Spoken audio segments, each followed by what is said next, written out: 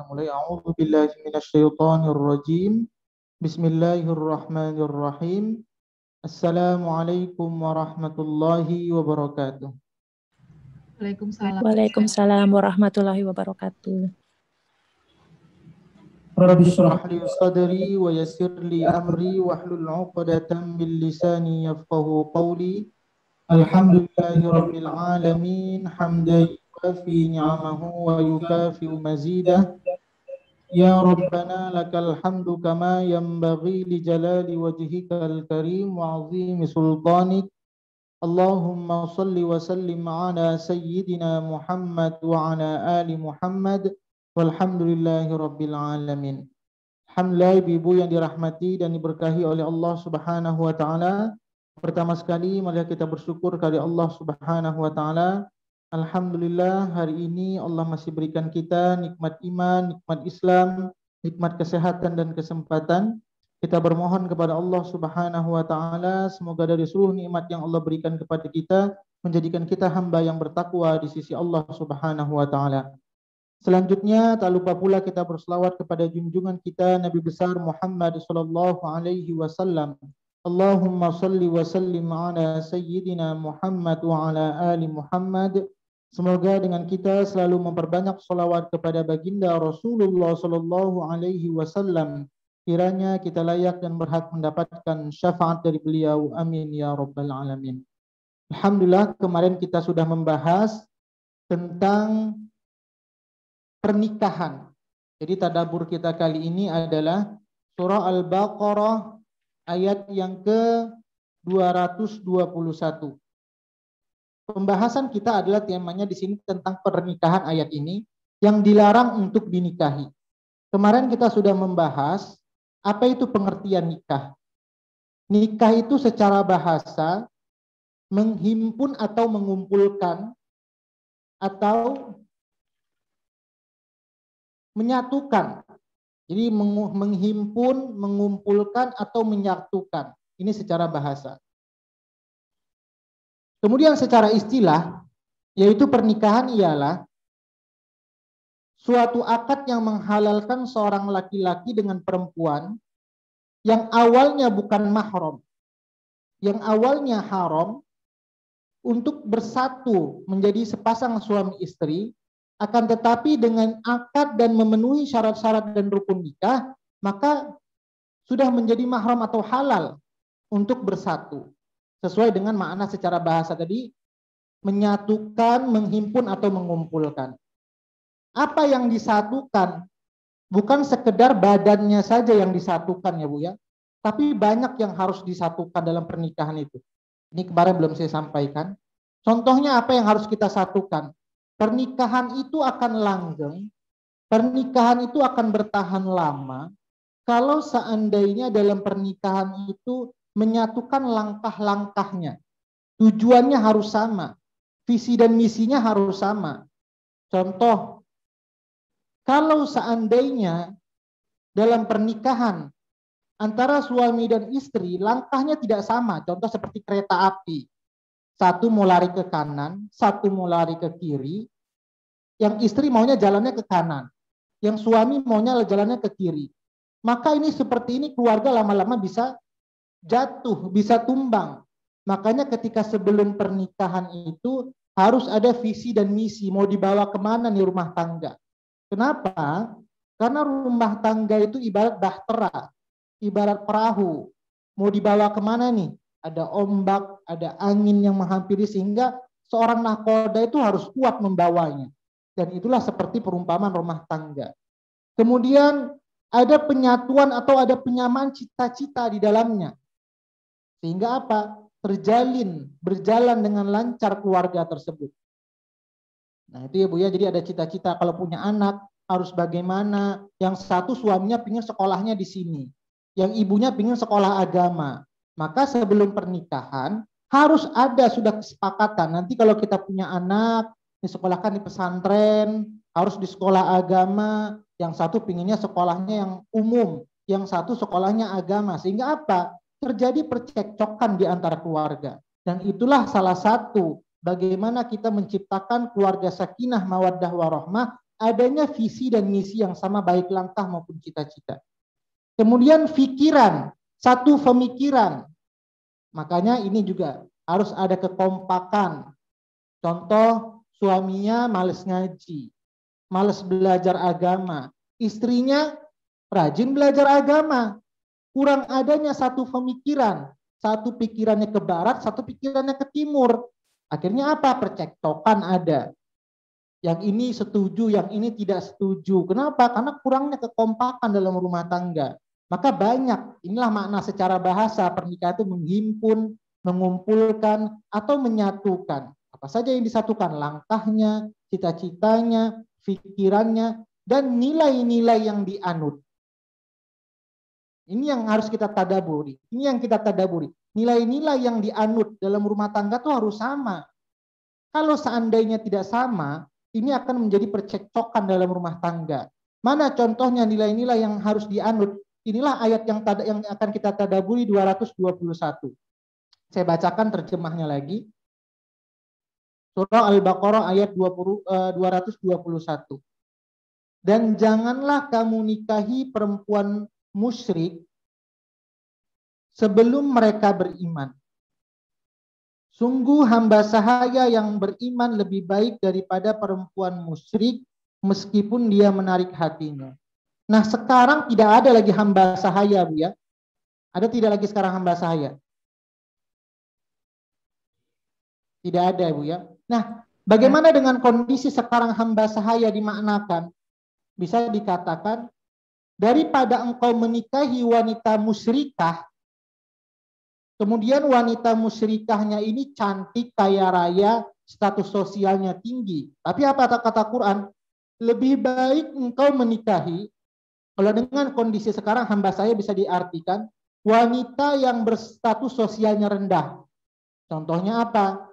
Tidak terlalu cantik, tidak terlalu kaya, atau penampilannya biasa-biasa saja, atau kurang menarik. Walaupun kamu melihat seorang musyrikah tersebut, orang musyrik tersebut, menarik perhatianmu, dan kamu melihat ada seorang wanita yang status sosialnya biasa-biasa saja, apa kata Quran? Itu jauh lebih baik dibandingkan seorang musyrikah yang status sosialnya tinggi tapi dia tidak mengimani Allah dan Rasulnya.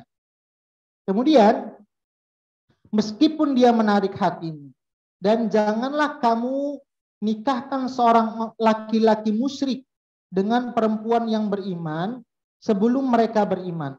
Sungguh hamba sahaya laki-laki yang beriman. Jadi kalau seandainya ada hamba, sekarang tidak lagi hamba sahaya, laki-laki yang status sosialnya rendah, dia biasa-biasa dari segi pekerjaan, tampangnya biasa-biasa saja, tidak terlalu ganteng, itu jauh lebih baik dibandingkan laki-laki yang berbeda agama, kata Allah. Kenapa? Mereka mengajak ke neraka, sedangkan Allah mengajak ke surga dan ampunan dengan izinnya. Allah menerangkan ayat-ayatnya kepada manusia agar mereka mengambil pelajaran. Dan itulah Bu ya, kalau dengan kondisi sekarang tidak ada lagi hamba sahaya, maka bisa diterjemahkan dalam ilmu tafsir itu dari segi status sosial. Walaupun kurang ganteng atau kurang cantik biasa-biasa saja, itu jauh lebih baik dibandingkan musyrik atau musyrikah yang penampilannya luar biasa, yang cantik, yang menarik hatimu, itu tidak ada pandangannya sedikit pun di hadapan Allah Subhanahu wa taala. Inilah kalau kita lihat ada nilai-nilai yang dianut dalam pernikahan. Adanya kesamaan akidah, adanya kesamaan iman. Maka kalau seandainya dalam pernikahan yang satu Nasrani atau Yahudi, yang satu beriman kepada Allah, maka itu diharamkan, dilarang oleh Allah Subhanahu wa taala. Inilah larangannya. Jangan mengatakan, saya pernah ketika saya di Malaysia, ada salah satu ibu-ibu, saya tidak bilang ibu-ibunya, dia ingin menikahkan anaknya dengan yang berbeda agama. Saya bilang apa tolak ukurnya? Tolak ukurnya karena baik, karena sopan, akhlaknya baik. Tidak bisa dikatakan seorang itu akhlaknya baik. Kita sudah belajar sebelumnya materi tentang apa saja seorang hamba itu dikatakan baik, Al-Baqarah 164. Salah satunya yang dikatakan seorang baik itu beriman kepada Allah. Walaupun secara kasat mata kita lihat mereka itu baik, Ketika mereka tidak beriman kepada Allah, maka sesungguhnya mereka itu tidak baik. Ini menurut pandangan agama. Maka tidak ada alasan ya Bu ya. Ketika bercinta, oh saya kan cinta dengan dia, walaupun dia non muslim, itu tidak berlaku. Makanya dalam pernikahan itu harus adanya kafaah. Apa itu kafaah itu? Ada yang tahu arti kafaah Ibu? Sama dengan sekufu, Ustaz. Sekufu. Kesesuaian. Kafaah itu kesesuaian. Banyak kesesuaian apa? Kesesuaian budaya, kesesuaian pandangan. Contoh mungkin ya Bu ya, kesesuaian tempat, kesesuaian pemikiran. Contoh ada orang budayanya berbeda, sehingga terkadang itu tidak menjalin juga silaturahmi, pernikahan menjadi baik. Juga terkadang ada orang kampung dengan orang kota juga ketika menikah. Juga kurang baik. Makanya yang terbaik itunya adanya kesesuaian. Yang satu mungkin pendidikannya terlalu tinggi, yang satu pendidikannya tidak sekolah sama sekali, sehingga tidak kafaah. Dan ini juga salah satu yang menjadikan rumah tangga tidak baik. Maka ini mungkin selaku orang tua, ibu-ibu semuanya yang ingin sudah mungkin mempersiapkan anaknya untuk menikah, harus ada kesesuaian di antara mereka. Ini kita ulang hanya sekedar pengertian pernikahan saja. Kita lanjutkan pembahasan yang kemarin, baru hanya 2, yaitu perempuan yang haram dinikahi karena penyebab dari dirinya sendiri, tapi apabila penyebab itu hilang dari dirinya, maka boleh dinikahi. Yang pertama yaitu ayat yang kita tadaburi sekarang, ayat 221. Seorang musyrikah, seorang musyrik, maka haram, tapi untuk perempuan musyrikah, haram dinikahi kalau dia masih musyrikah statusnya. Tapi kalau seandainya dia sudah beriman kepada Allah, maka dia halal untuk dinikahi. Ini yang pertama. Kemarin kita baru bahas 2. Yang kedua, kapan perempuan itu haram dinikahi? Yaitu ketika wanita itu sedang hamil. Baik hamil yang penyebab di luar pernikahan atau hamil yang karena perceraian. Kapan dia boleh dinikahi? Setelah melahirkan anak. Baik dari hasil perzinahan maupun ketika terjadi perceraian. Mana dalilnya? Kemarin kita sudah bahas surah At-Thalaq ayat yang ke-4. Kita tidak baca lagi karena kemarin sudah kita baca ayatnya. Kemudian yang ketiga, kapan seorang wanita itu haram dinikahi? Kemudian bisa menjadi boleh. Itu yang ketiga. Tidak boleh kita menikahi istri beserta saudara kandungnya. Jadi nggak boleh ya Bu ya, kemarin kakaknya kita nikahi istri, kemudian kakaknya atau adiknya kita nikahi, maka itu tidak boleh. Kapan bolehnya kakaknya dinikahi atau adiknya dinikahi? Setelah istri kita bercerai atau istri kita meninggal. Jadi selama kita masih beristri kepada yang saudaranya, maka itu tidak boleh. Kapan boleh kita menikahi kakaknya atau adiknya? Ketika istri kita sudah meninggal atau bercerai. Mana dalilnya? An-Nisa ayat ke-23. Boleh dibuka An-Nisa 23 itu.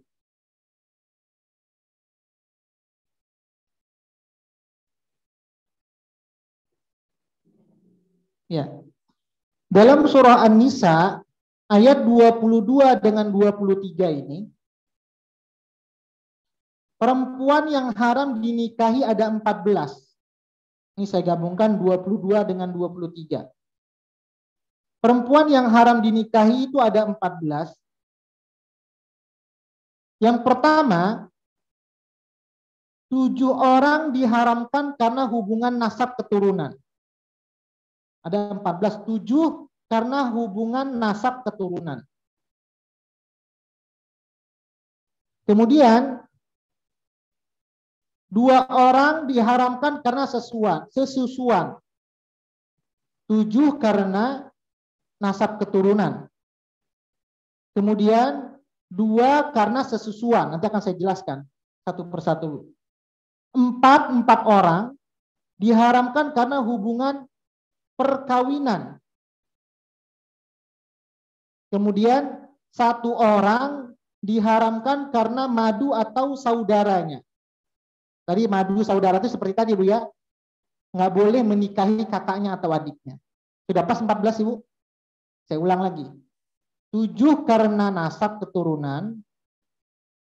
Kemudian 2 karena satu susuan. 4 karena hubungan perkawinan atau besanan. Kemudian 1 karena madu atau madu dengan saudaranya. Sekarang saya jelaskan.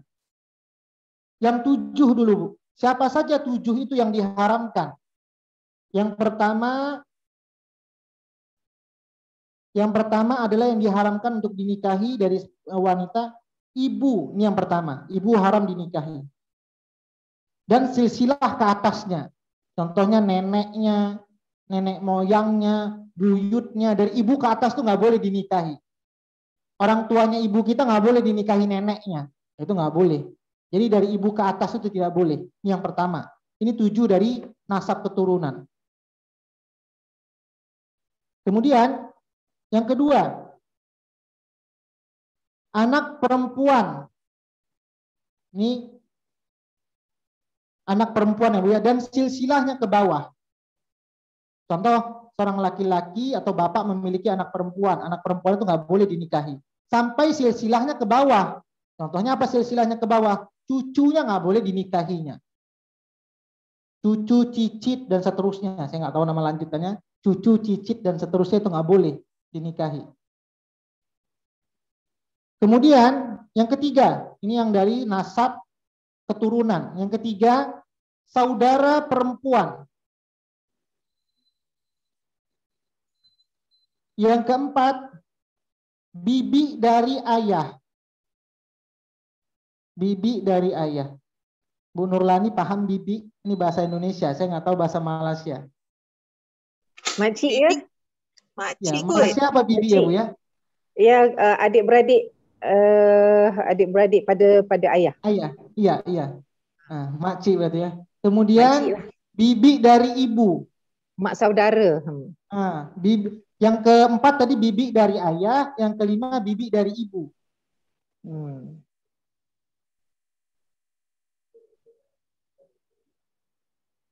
Kemudian yang keenam, anak perempuan dari saudara laki-laki.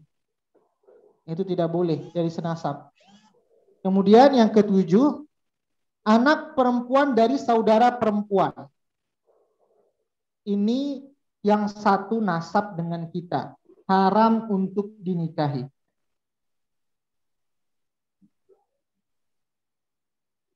Kemudian perempuan yang haram untuk dinikahi karena sesusuan.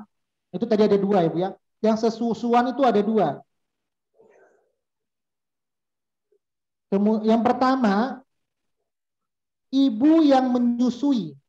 Contoh nih, kita dikasih anak atau anak angkat masih kecil, disusui sama ibunya. Maka ibunya nih anaknya tadi laki-laki yang disusui. Maka ibunya nggak boleh dinikahi, walaupun dia tidak melahirkan. Yang kedua, saudara perempuan sesusuan. Contoh, ibu-ibu punya anak susu banyak.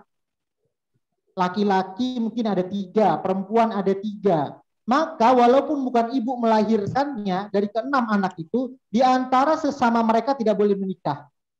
Walaupun mereka lahirnya dari beda bapak. Kenapa? Penyebabnya karena sesusuan. Itu dari faktor sesusuan ada 2. Ustadz, kalau anak angkat lelaki dan perempuan juga nggak boleh ya Ustadz? Anak angkatnya ini sekedar diangkat saja atau susuan Ibu? Kalau anak angkat saja diperbolehkan. Oh, diangkat masa sudah besar sedikit lah, 4 tahun. Nah, itu diperbolehkan Ibu kalau anak angkat gitu saja. Kalau disusui baru Ibu. Boleh, mereka menikah sesama maksudnya anak angkat Boleh, boleh ya? seperti itu boleh Bu. Contohnya Walaupun Bu satu Heni, keluarga, walaupun walaupun tinggal satu rumah. Contoh Bu Heni nih, apa namanya, ada orang nggak mampu nih contohnya, anak SMA lah atau kuliahan. Tiba-tiba karena kasihan Bu Heni angkat, jadi anak angkat tinggal di rumah dikasih makan. Maka seperti itu juga bukan muhrim. Seperti itu Bu Heni. Anak angkat yang dapatnya memang sudah besar. Maka seperti itu boleh dinikahkan. Bersama punya anak angkat lelaki dan perempuan begitu Ustaz. Terus mereka dinikahkan boleh walaupun satu rumah. Iya boleh walaupun satu rumah. Oh iya baik. Karena memang contoh tadi ketemunya kuliah. Contoh Bu Heni lihat anak kuliahan kurang mampu, Bu Heni tanggung, akhirnya tinggal di rumah jadi anak angkat karena yang dapatnya sudah ketemunya sudah dewasa. Maka seperti itu boleh dinikahkan dengan anaknya Bu Heni. Seperti itu Bu. Assalamualaikum Ustaz. Baik Ustaz. Assalamualaikum warahmatullahi wabarakatuh Bu. Nak tanya yang ibu susuan tu, kalau kita susukan anak bayi tu, adakah sampai kenyang tu dikira ibu susuan ke macam mana tu Ustaz? Iya, ada yang mengatakan itu berbeda-beda pendapat. Ada yang mengatakan sampai kenyang, ada yang mengatakan cukup 5 kali isapan ya Bu ya, 5 kali isapan. Ya. 5 kali. Sebab macam ni Ustaz, saya ada susukan anak adik saya. Lepas tu selama ni kira maksudnya dia antara dia dengan anak-anak saya untuk aurat tu kami tak adalah dijagalah sebab dia dikira anak susuan saya. Iya, tapi karena tadi saudara ya. Iya benar. Tapi saya jadi confused sebab bila dia jelaskan dia belajar katanya perlu melebihi daripada 3 kali. Tapi yang seingat saya sampai dikenyang lah. Saya bagi. Iya. Macam mana tu pertama, ya Bu, untuk aurat dalam dia hadis, dan pernikahan. Ini buku yang saya pegang, yang nggak nampak karena saya pakai latar belakang. Di sini menurut mazhab Syafi'i, yang pertama yang boleh anak itu ketika mendapat susuan, di sini ada apabila seorang perempuan menyusui seorang anak dengan air susunya, anak itu menjadi anak sesusuannya dengan 2 syarat. Syarat pertama, anak yang disusui belum mencapai usia 2 tahun. Ini syarat yang pertama. Yang kedua, anak tersebut disusui sedikitnya 5 kali isapan. Ya, jadi kalau dia ngisap anak itu kalau sampai 5 kali seperti itu. Ini menurut mazhab Asy-Syafi'i. Maka karena saudara susuan ini sudah menjadi mahram, maka dia sudah bisa melihat auratnya. Kenapa? Karena dia mahram, satu mahram yang haram untuk dinikahi. Seperti itu Bu. Ini siapa tadi banyak Bu Leni? Terima kasih Ustaz. Baru jelas. Sebab saya nak jelaskan balik pada dia sebab selama ni dia tak jaga aurat dia. Mazhab Asy-Syafi'i 5 kali isapan. Walaupun ada yang berpendapat sampai kenyang. Tapi kalau untuk mazhab Syafi'i 5 kali isapan. Baik Ustaz. Terima kasih Ustaz. Ya Bu. Saya lanjutkan lagi Ibu. Ustaz, tadi 2 perempuan, ya. Kalau ada, saya kan sering baca Ustadz ada bank susu ASI gitu loh Ustadz untuk bayi-bayi yang mungkin. Iya benar, ini juga jadi masalah benar Bu Erni. Bu Erni nanya. Nah ini yang dia khawatirkan Ibu. Kalau seandainya seharusnya orang yang contoh nih Bu Erni mau donaturkan susu, Bu Erni itu seharusnya harus tahu kepada siapa susu Bu Erni, atau ditulis ini susu dari Bu Erni ini diserahkan ke anaknya. Itu dan itu harus tahu.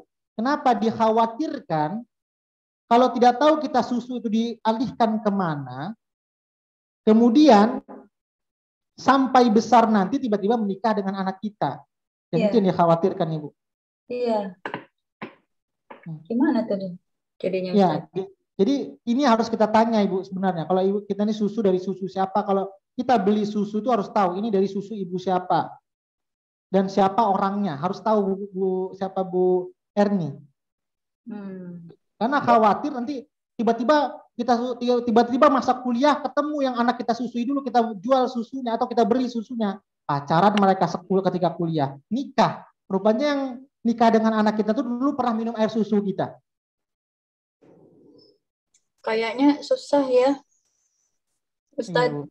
Karena Jadi, kalau susu itu ah, kan nerima dari mana-mana aja gitu loh Ustadz.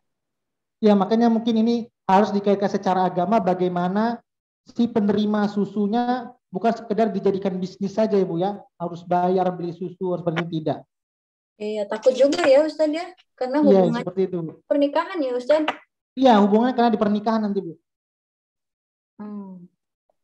Iya Ustadz, makasih Ya. Ustadz. Iya, itu tadi yang sesusuan ada 2. Kemudian 4 perempuan yang haram dinikahi karena hubungan perkawinan.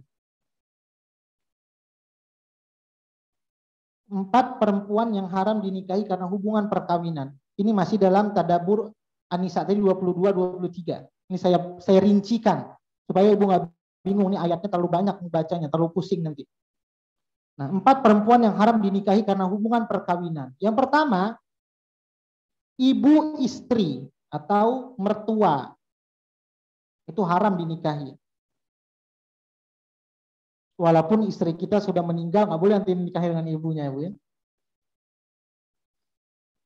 Kemudian yang kedua, anak tiri dari istri yang sudah dicampuri.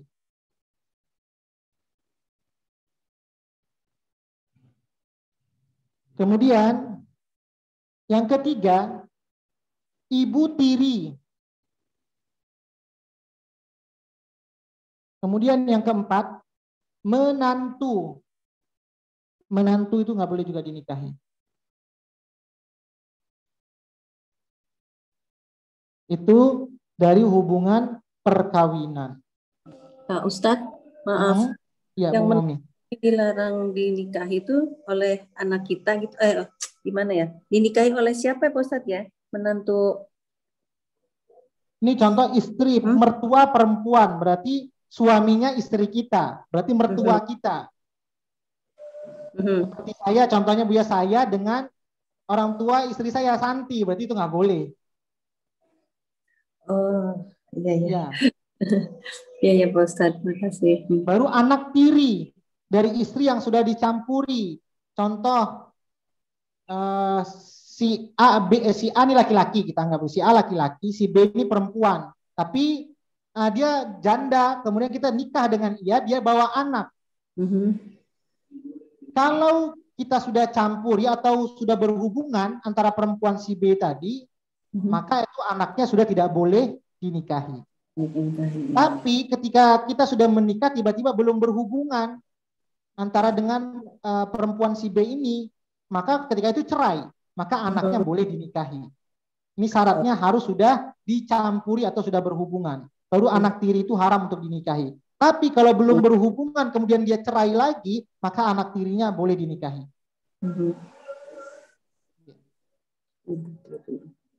Kemudian tadi istri ayah, ibu tiri ya, ibu tiri nggak boleh.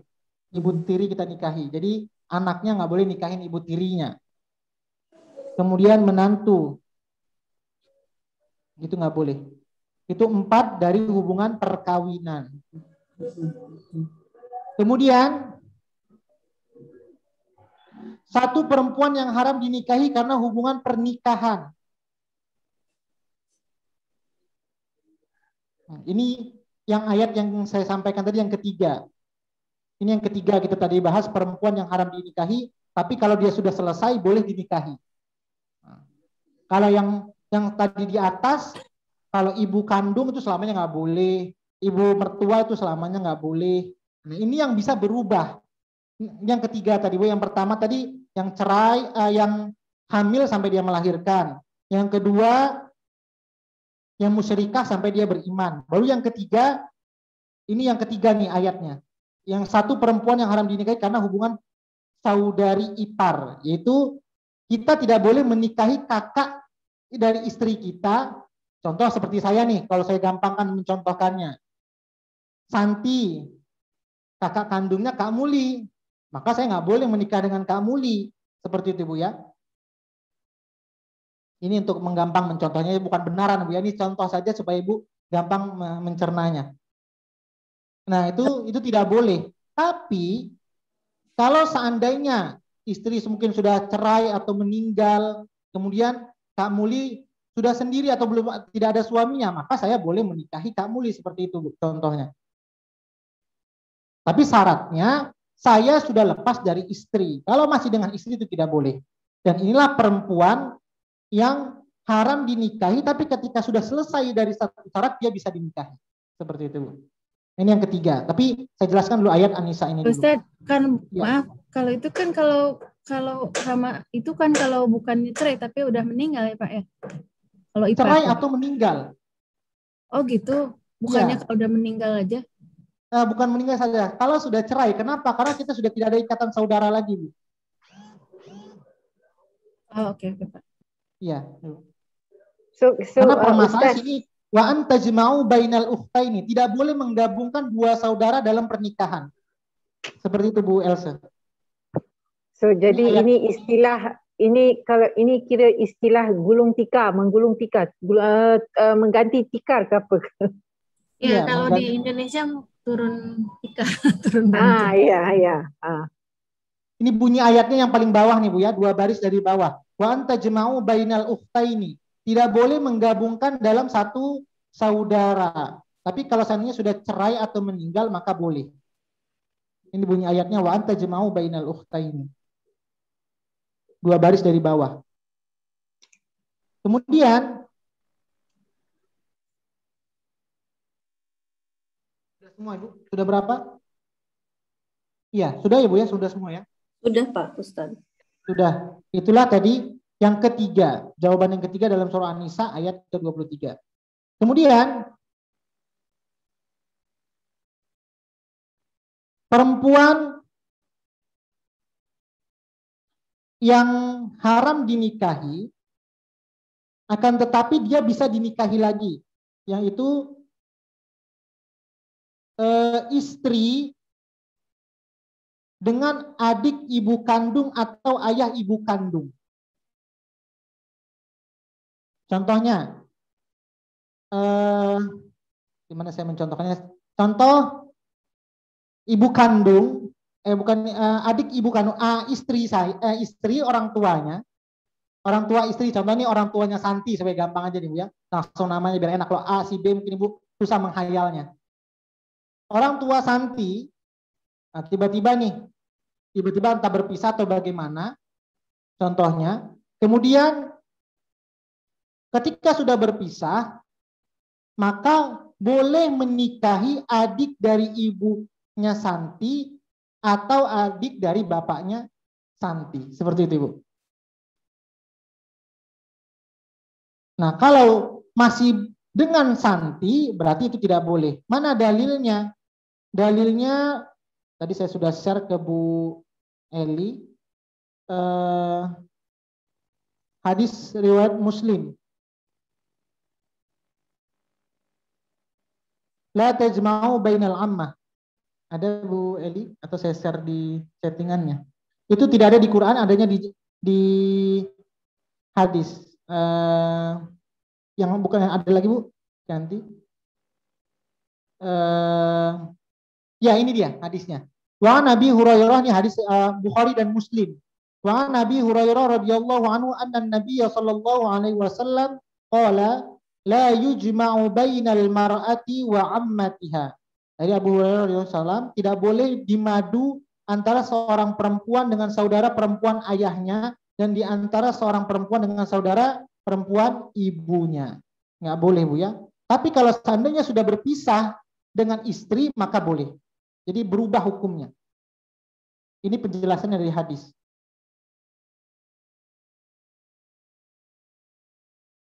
Kemudian yang kelima, kapan perempuan itu bisa dinikahi yang sebelumnya tidak boleh? Yang masih berstatus istri orang lain. Itu nggak boleh Bu ya.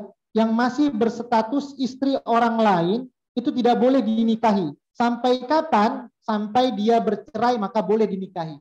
Atau istri suaminya meninggal maka boleh dinikahi. Nah, bagaimana kalau seandainya ada wanita contohnya pergi merantau sampai 5 tahun katanya dia belum cerai, tapi dia sudah lama nggak ketemu suaminya, kemudian dia menikah lagi, itu tidak boleh juga tetap menikah. Sampai jelas dia sudah akad cerainya itu sudah jelas, Bu, baru boleh dinikahi. Walaupun dia sudah berpisah dengan suaminya, mungkin suaminya satu di Indonesia, satu di Amerika, contohnya. Kemudian sudah puluhan tahun dia nggak balik, istrinya tadi. Akhirnya dia menikah dengan orang di sana di Amerika, maka itu tidak boleh walaupun sudah 10 tahun. Sampai jelas dia perceraiannya baru boleh. Itu dalilnya dalam surah An-Nisa ayat 24. Surah An-Nisa ayat ke-24. Maaf Ustadz, Ya. boleh ulang yang nomor 4 tadi tak Ustadz? Saya masih belum paham lah. Iya. Yang nomor Terima kasih, 4 tadi, Bu, tadi hadisnya tadi sudah ditampilkan. Ini yang nomor 4 tadi masih ditanya. Mundur satu lagi berarti, Bu. Ya, yang 4 tadi yang hadis tadi, istri dengan adik ibu kandung atau ayah ibu kandung itu tidak boleh. Memadu atau istri kita nih nikah. Saya menikah dengan si B contohnya, Bu ya. Saya menikah dengan si B. Kemudian saya nggak boleh menikahi lagi adik ibu istri saya atau adik dari bapak istri saya, adiknya, itu nggak boleh. Tapi kapan saya boleh menikahi adik dari istri bapaknya adik, bahasanya, adik dari ibunya istri, sampai berpisah dengan istri atau meninggal atau karena alasan wafat. Baru saya boleh menikahi adik dari mertua saya, seperti itu, Bu. Tapi kalau dengan mertua sampai kapanpun nggak boleh. Oke. Jadi dengan, kalau mertua itu sampai kapanpun nggak boleh. Tapi dengan adiknya bisa menjadi boleh ketika kita sudah pisah dengan istri. Istri. Iya, seperti itu. Oke, paham. Ya, hadisnya ini. Terima kasih, Ustaz. Iya, Bu. Terima kasih, Ustaz. Ya, Ibu. Kemudian yang kelima, ini dalam surah An-Nisa ayat 24. Tidak boleh kita menikahi istri orang lain. Sampai kapan kita boleh menikahinya? Sampai dia bercerai atau ditinggal, meninggal suaminya. Ini dalilnya. Siapa mau baca, Bu, terjemahannya? Ayat ke-24. Siapa membaca ayat 24 itu? Saya, Ustaz. Ya, boleh Bu Nurheni. Siapa membaca itu? Dan diharamkan juga kamu menikah perempuan yang bersuami, kecuali hamba sahaya perempuan atau tawanan perang yang kamu miliki sebagai ketetapan Allah atas kamu. Dan dihalalkan bagimu selain perempuan-perempuan yang demikian itu, jika kamu berusaha dengan hartamu untuk menikahinya, bukan untuk berzina. Maka karena kenikmatan yang telah kamu dapatkan dari mereka, berikanlah mas kawinnya kepada mereka sebagai suatu kewajiban. Tetapi tidak mengapa jika ternyata di antara kamu telah saling merelakan setelah ditetapkan. Sungguh Allah Maha Mengetahui, Maha Bijaksana. Iya, jadi boleh kita menikah syaratnya ketika dia sudah dicerai oleh suaminya atau ketika suaminya sudah meninggal. Kalau masih berstatus suami orang lain, istri orang lain, itu tidak boleh. Kemudian yang ke-6, kapan seorang itu boleh dinikahi lagi? Mantan istri yang sudah ditalak 3. Mantan istri yang sudah ditalak 3. Dalilnya Al-Baqarah 230.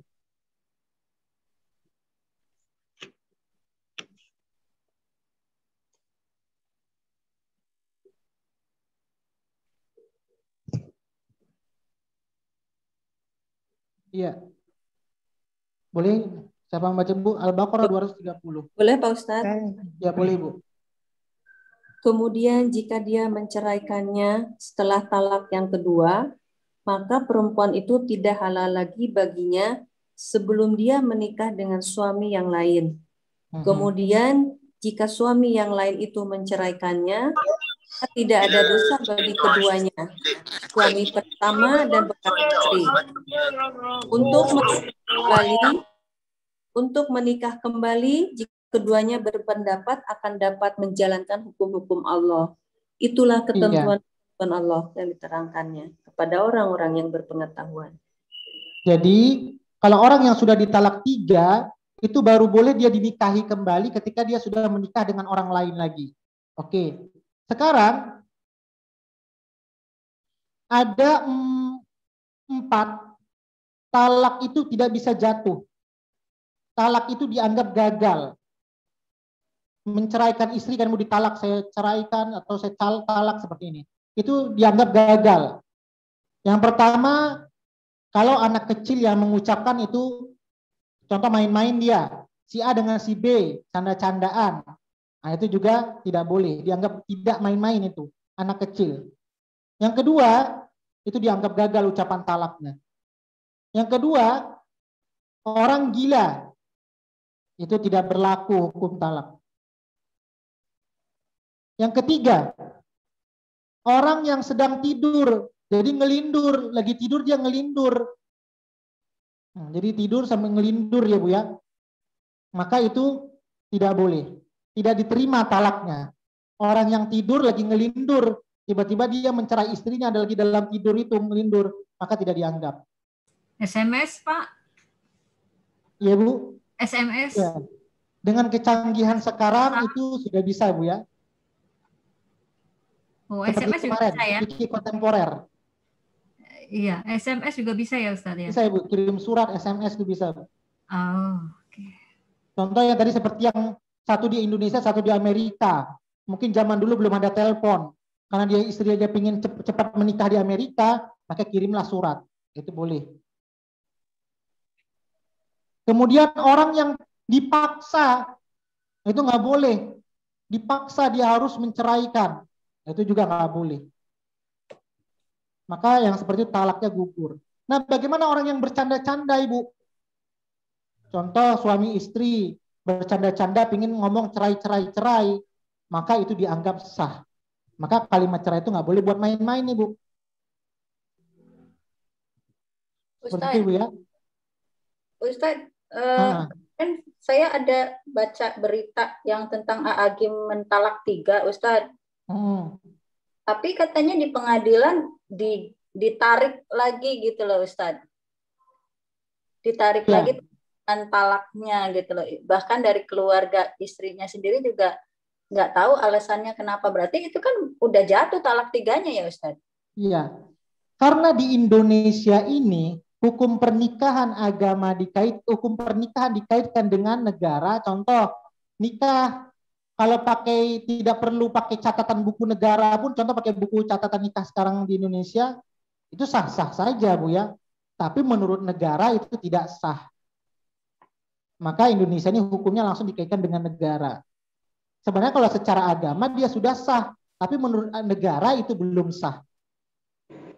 Ya, maksudnya kan berarti nggak boleh kan Ustadz, udah mentalak 3 terus ditarik balik, rujuk lagi, nggak bisa kan Ustadz? Nggak bisa. Kalau sudah talak 3, seorang wanita itu harus menikah lagi dengan orang lain. Ini saya bacakan, apa saja syaratnya. Kalau seandainya dia sudah ditalak 3 baru boleh nikah lagi. Yang pertama, masa iddahnya telah berakhir. Ini jawaban untuk Bu Erni. Jadi wanita yang dicerai itu berapa lama iddahnya, Ibu? 3 bulan ya Ustaz? 3 kali haid. 3 kali haid. Bersih Mana haid. dalilnya? Al-Baqarah 228. Boleh dibuka 228.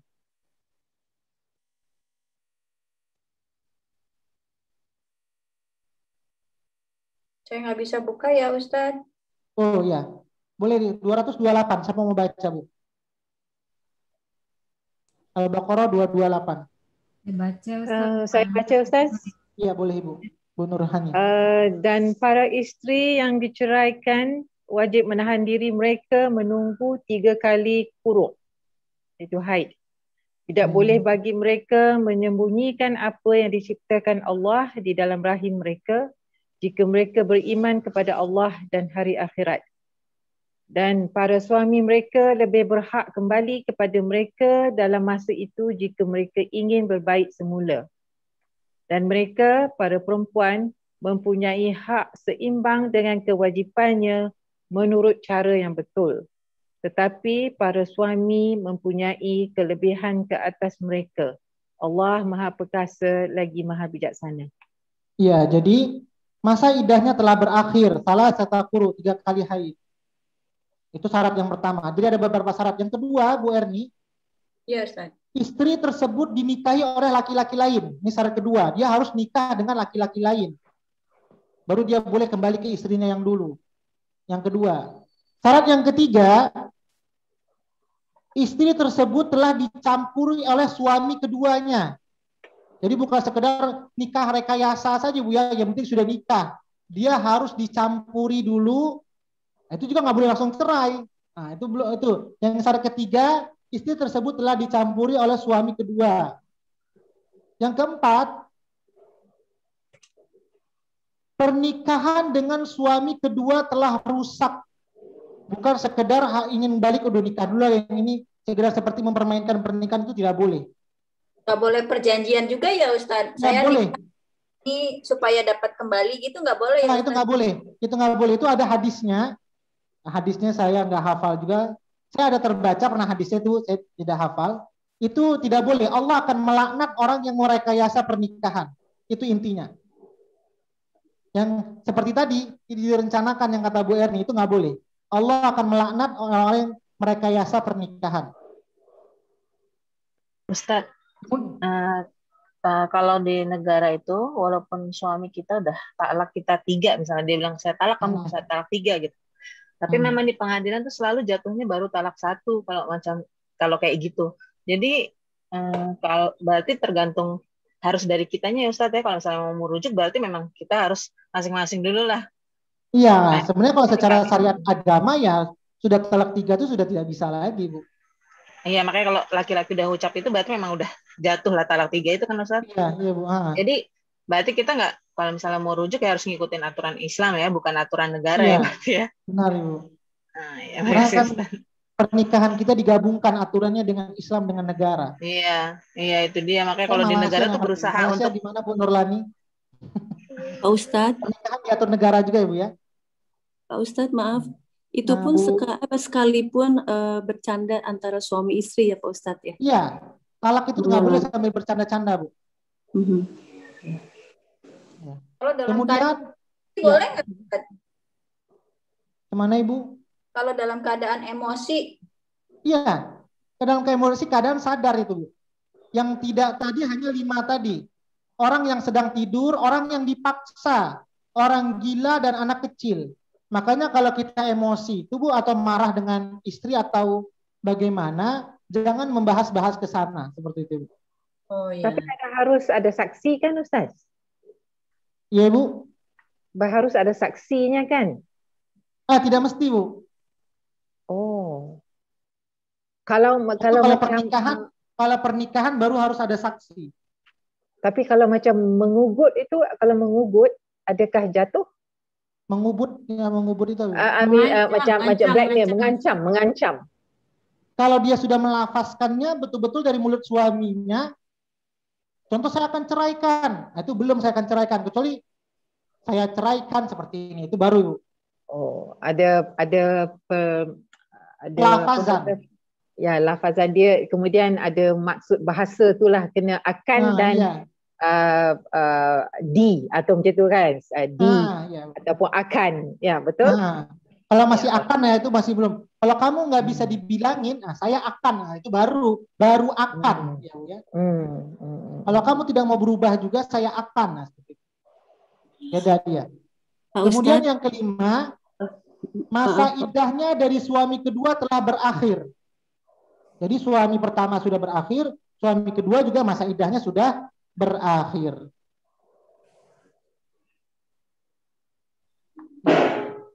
Itu yang untuk ditalak. Kemudian yang ketujuh, tadi yang pertama masa idah suami yang pertama sudah berakhir, masa idah ke suami yang keduanya. Ini yang kelima. Masa idah kalau misalnya mereka sudah cerai dengan suami kedua, maka masa idah suami yang kedua dia sudah berakhir, baru boleh dia menikah lagi dengan suami pertamanya. Bisa dipahami ya Bu ya? Iya. Ya. Sekarang yang ketujuh, tadi yang keenam ya Bu ya, sekarang yang ketujuh. Kapan perempuan itu boleh dinikahi setelah kembalinya? Yang ketujuh ini jawaban ayat yang baru kita buka tadi. Seorang perempuan yang sudah selesai masa iddahnya setelah dia bercerai. Yang pertama kalau dia bercerai, tadi 3 kali suci. Kalau wanita yang sudah ditinggal wafat oleh suaminya, berapa lama Ibu? 40. Dalilnya Al-Baqarah 234. Al-Baqarah 234.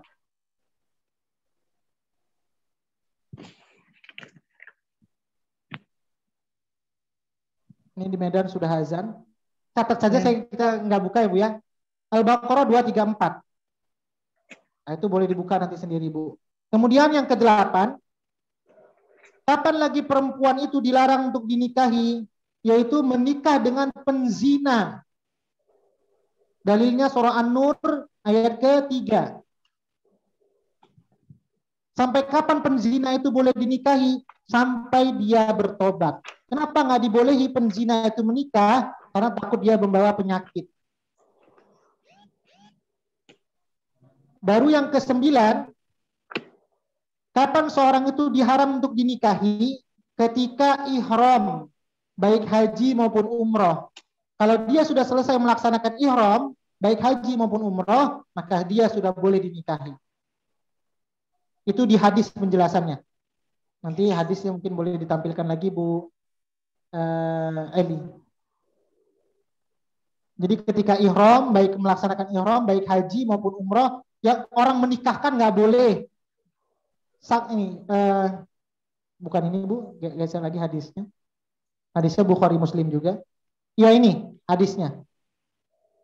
Lantas jika mengutus seorang kepada Aban bin Utsman agar dia bisa hadir dalam pernikahan, padahal dia sedang memimpin haji. Lantas Aban berkata, saya pernah mendengar Utsman bin Affan berkata, Rasulullah SAW bersabda, orang yang sedang berihram tidak diperbolehkan untuk dinikahkan dan meminang. Jadi diharamkan. Sampai kapan boleh dia menikahkan, menikah dan meminang? Sampai selesai ihram, baik haji maupun umroh. Jadi ada 9, cuma 9 ya Bu ya, penyebab perempuan itu haram dinikahi, akan tetapi dia boleh dinikahi ketika permasalahan dalam dirinya itu sudah selesai. Itulah 9 permasalahan. Mungkin ini saja Bu, karena di Medan sudah azan asar juga. Untuk masalah pernikahan yang sudah boleh kembali ke nikah lagi, cuma 9 saja Bu ya. Insya Allah nanti belum selesai juga tadabbur kita. Insya Allah pertemuan Jumat, Sabtu dan Ahad depan, kita masih di surat yang sama, 221. Kita belum bahas lagi bagaimana kewajiban suami, kewajiban istri, bagaimana menciptakan keluarga sakinah, mawaddah, warahmah. Kemudian belum kita tadabbur ayat ini lagi. Ini saja mungkin yang dapat saya sampaikan, lebih kurangnya mohon maaf. Kita tutup dengan doa.